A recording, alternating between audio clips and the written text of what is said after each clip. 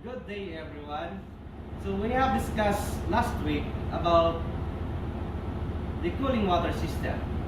So for today, I have to show you the equipment used for our water analysis for jacket cooling water and for the boiler water. First, I will show you the equipment of our boiler water for testing.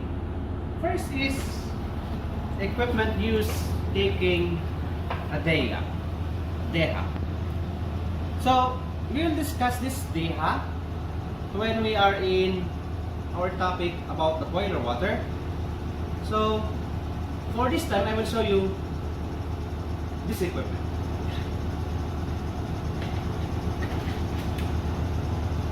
Another is the spectrometer.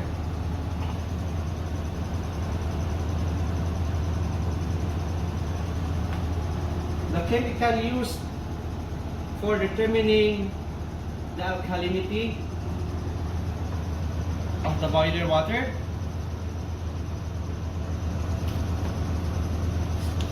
For taking the chloride content of the boiler water and your cascade water.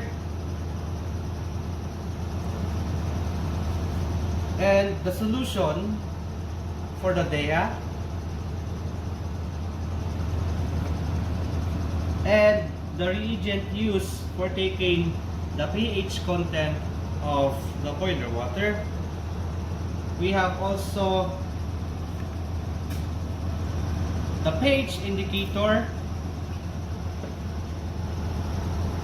to determine the pH level of your water, if it is acidic or alkaline.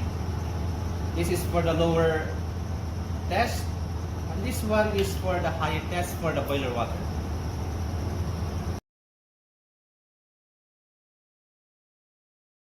So another set of our testing case is for our jacket cooling system, which is the jacket cooling water. For this time, I will show you the chemical used to determine the nitrite content of your jacket water.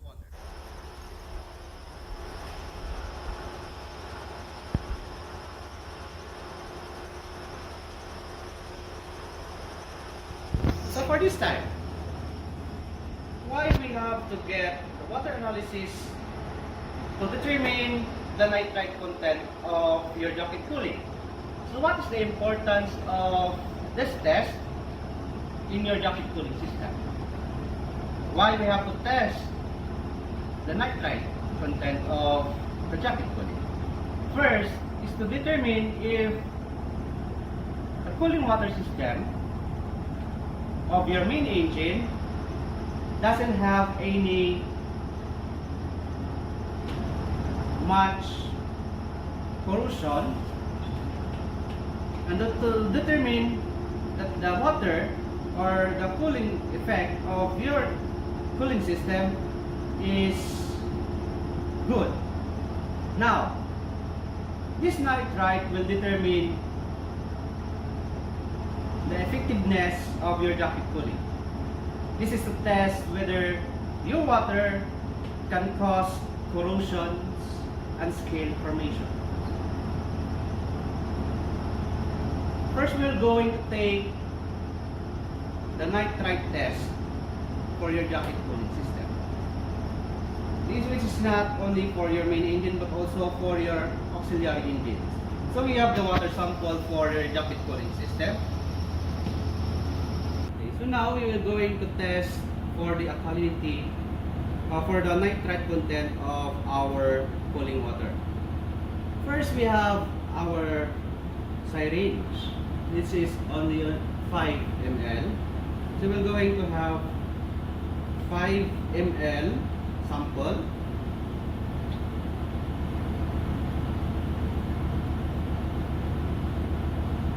Put in the testing bottle. Now, we will add a distilled water to make this 50 ml sample.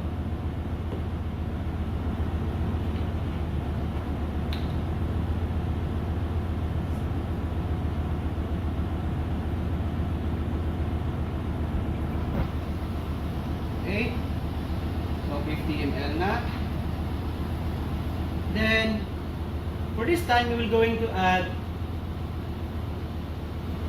the nitrate 1 tablets.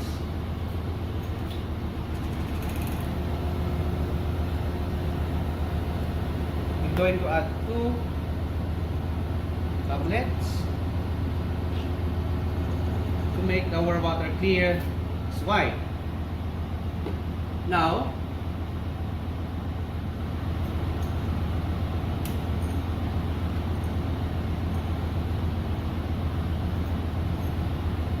we're going to add the tablet to know whether there is a presence of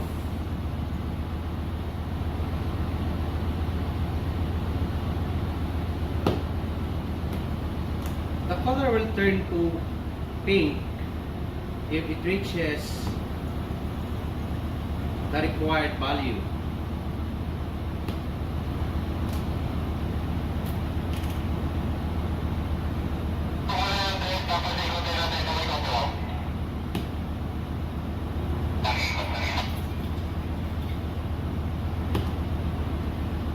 We have 5 already tablets.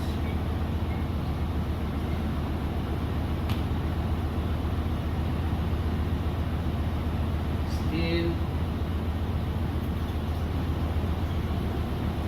6 tablets. So now we can compute how much is the nitrite content of our cooling water. To compute with this, we're going to multiply the number of tablets into 180. So the minimum of this nitrite test is 1,000 to 2,500 is the normal rating value. Now we have 6 tablets. So we wait for 1 minute to settle down the chemical. So the color was faded. So we're going to add another tablet to make the color permanent.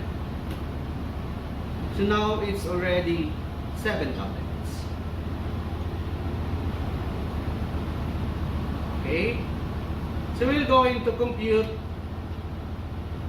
the amount of the nitrite on our cooling water system. So the computation is number of tablets multiplied by 180. So it will come up with 1,260. So the normal range of your cooling water system, the nitrite, is 1,000 to 2,500 or more. So better, you will going to have in range between 1,000 to 2,500.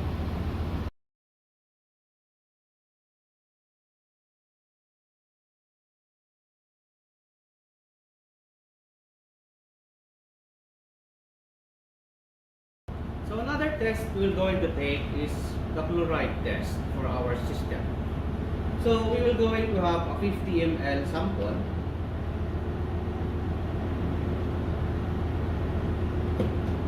We will put in our test bottle. So we will see the color of our water cooling system if there is a content of chloride. So what is the chloride test for? So this will determine if our system was contaminated by the salt water. The type of cooling system we have here is the open system, which is we use seawater as a cooling medium.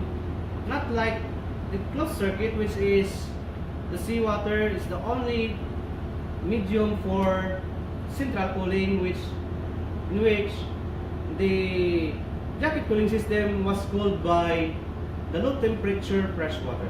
So now we will going to take the chloride test for our system.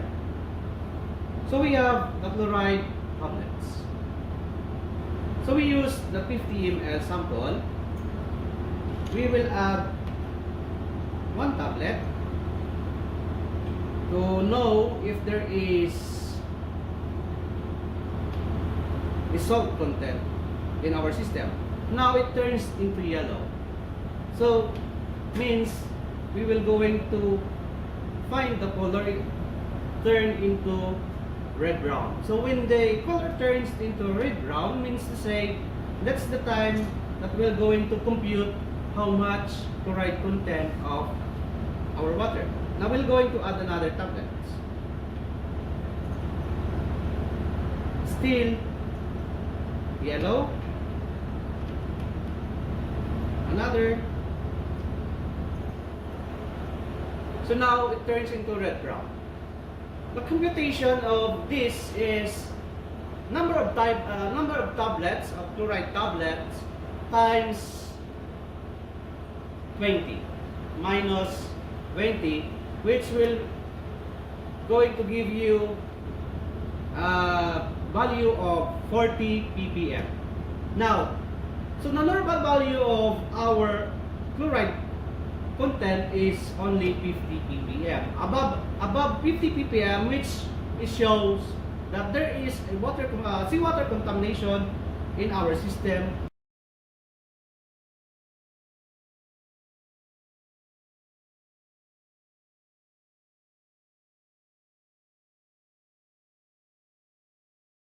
Okay. Another test we're going to take is for the pH value of our cooling water system. So another, we will going to put another 50 ml of our sample.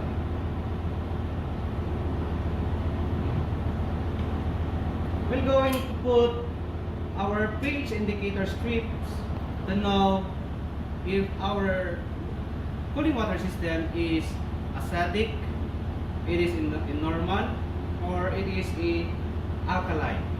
We will going to put our paper strip for about 1 minute.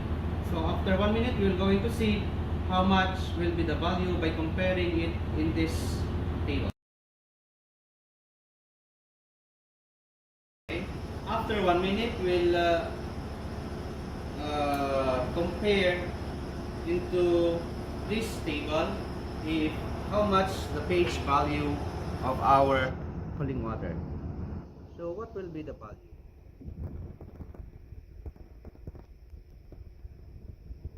So it seems the value of our cooling water system is 8.5.